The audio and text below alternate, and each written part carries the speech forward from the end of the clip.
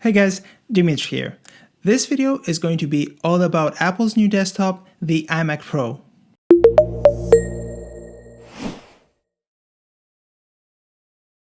A couple of weeks ago, I finally received my iMac, and of course, I immediately started putting it through its paces. In this review, I'm going to focus more on 3D and hopefully, along with other YouTube videos focusing on other areas like video editing, it will help you get a clearer picture of what the machine is capable of. The version I got was the 10-core iMac Pro with the Vega 64 GPU, 1TB of SSD, and 64GB of RAM. And to top it all off, the Magic Trackpad along with his beautiful Microsoft mouse from 2002. Don't judge me, it still works. So, what are my initial impressions? First of all, it's silent. The times I actually hear the fans are very few and far between. And when I do hear them, the sound is very low and it usually goes away after a few seconds. I can make the fan spin up higher in rare cases when I'm using the GPU to render, but again it's only going to be just for a little while and it's not really intrusive. Using the CPU to render, I never really hear the fans. To make the fans spin up for a longer period of time and a little louder, I need to be taxing the CPU and GPU at the same time. Like CPU rendering while also playing a game and maybe having some automated actions in Photoshop running in the background. And even then, the noise won't be annoying. It's nothing like the regular Retina iMacs where the fans can get really loud and annoying really fast. Basically, the chances of hearing noise coming out of the iMac Pro are very slim. The external drive sitting next to the iMac, responsible for time machine backups and for file storage, are the main source of noise on my desk. And because of that, there are times where I just eject the drives and allow myself to work in some peace and quiet. With this iMac, it's obvious that Apple prioritized silence over max clock speed. So the iMac will always prefer to clock down the CPU for a few seconds rather than spin up the fans. So when the temperature goes up, the CPU will clock down for a few seconds, and after that it will go back up to normal, and repeat that process over and over. I can see some users having problems with that approach, but I definitely don't mind at all. There's nothing better than working in silence without having to constantly listen to your computer fans. So, if you're stressing the CPU or GPU a lot, for example when working with 3D applications, hands down I would recommend the iMac Pro over the regular Retina iMac. With the regular iMac, the fans will start getting really loud in a matter of seconds, making tasks like lighting your scene while previewing it really uncomfortable. But aside from the noise, I would also not really trust leaving the regular iMac rendering for days. Not only because the environment would be horrible to work in, but also because the computer components would be seriously stressed.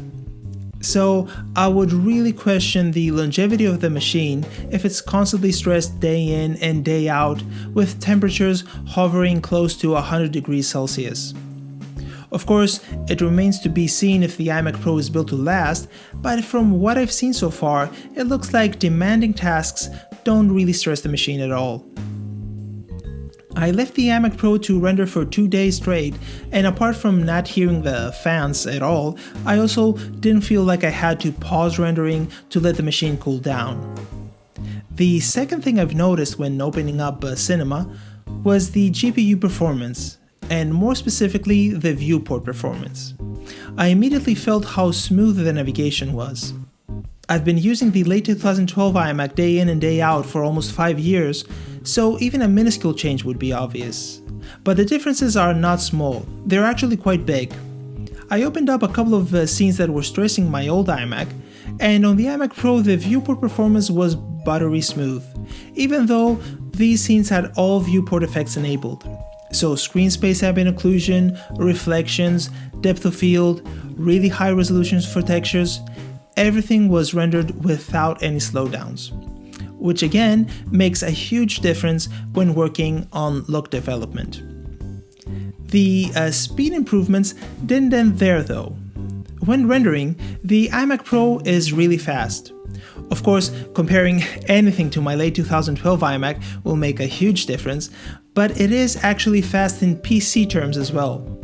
On Cinebench, the CPU scores 2056 Cinebench points and the GPU 138 frames per second. Quite a difference compared to my late 2012 iMac. This speed though is not only obvious when doing final renders, but also in the art direction stage of a project. The render previews are very fast, and especially with ProRender, they're almost instantaneous, making things easy to adjust and get exactly to the result you had in mind. I was quite amazed by how fast GPU rendering was. Given the fact that there are better cards out there, I was expecting Vega 64 to not perform so well. But you can work quite nicely with it. Render previews are fast, and GPU renders can give you clean results in a matter of seconds or just a couple of minutes. Of course, it depends on the scene, but overall the results are very fast. So it seems that the Vega 64 is capable enough and you will be able to do actual work with it. And of course, if later on you need more power, you can extend it easily through the use of Thunderbolt connected cards. So let's see some actual render times. I'm going to use scenes from Cinema 4D's content browser, and more specifically, the ones found in the studio library. So if you have a copy of Cinema, you will be able to follow along and compare it to your system. I would also love to see your computer scores for these scenes, so feel free to post your times in the comments below. Maybe also along with your machine specs and the total price of your setup, so we can create a kind of speed comparison database which other users looking for a new machine might benefit from. So let's see the tests. First is the grapes scene. This is a CPU-based render, and on the iMac Pro it took 3 minutes and 46 seconds. On the late 2012 iMac, it took 13 minutes and 41 seconds. Next up, we have another CPU-based render, and this one is the rock scene. Here, the iMac Pro took 51 seconds to render, and the 2012 iMac 2 minutes and 57 seconds. The cheese scene took 43 seconds to render on the iMac Pro, and on the 2012 iMac it took 2 minutes and 25 seconds. And finally, one more CPU test. We're going to use the attic scene. The iMac Pro rendered it in 1 minute and 23 seconds. The 2012 iMac took 4 minutes and 10 seconds to render. Now let's test the GPU. In this case, I'm not going to compare it with the late 2012 iMac because I cannot use ProRender with the Nvidia card on that Mac. So it's only going to be the iMac Pro. The Save the Princess scene took 4 minutes and 52 seconds. Now for the coffee bean scene, before we start rendering, we're going to reduce the number of iterations. So in the offline render settings, reduce the number of iterations to 300. With that adjustment, the render takes 4 minutes and 27 seconds to complete. But how do these numbers compare to PCs? I don't happen to own one, but as luck would have it, a friend of mine purchased a new PC a couple of months ago. And since the PC didn't cost the exorbitant amount of money the iMac Pro did, it'll be interesting to see how much speed you can get with a reasonably priced PC. Here are the PC specs. It has an 8-core Ryzen processor overclocked to 3.7 GHz, a Vega 8GB GPU from XFX, 32GB of RAM, a 512GB SSD, along with 2TB of regular hard disk space. Finally, a 27-inch monitor from Dell completes the setup. As a refresher, here are the iMac specs side by side. The total cost for the PC was approximately 2,500 euros, and the total cost for the iMac was around 8,000 euros. Initially, I expected the iMac Pro to have an edge on the CPU test and the PC to outperform the iMac on the GPU tests, since the Vega 64 card on the iMac Pro is underclocked. As we were running the tests though, I got more and more surprised by the results. Let's see how they compare. We're going to use the same content browser scenes as before. Let's start with the CPU test first. So the grape scene took 3 minutes and 46 seconds to render on the iMac Pro, and 5 minutes and 13 seconds on the PC. The rocks scene took 51 seconds on the iMac and 1 minute and 12 seconds on the PC. The cheese scene, as expected from the previous CPU results, was also faster on the iMac, taking 43 seconds to complete and 57 seconds on the PC. As before, the final CPU test was the attic scene.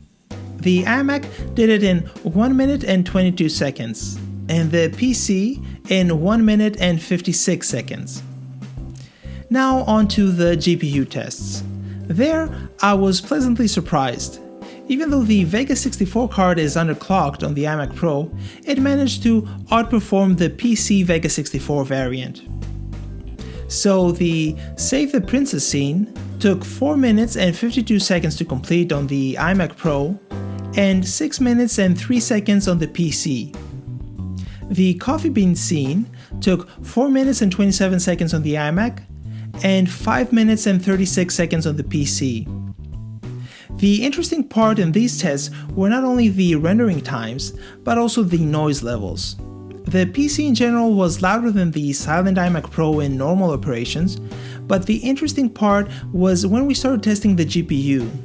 There, the GPU fans on the PC started kicking in and got significantly louder, whereas the iMac Pro fans remained almost silent.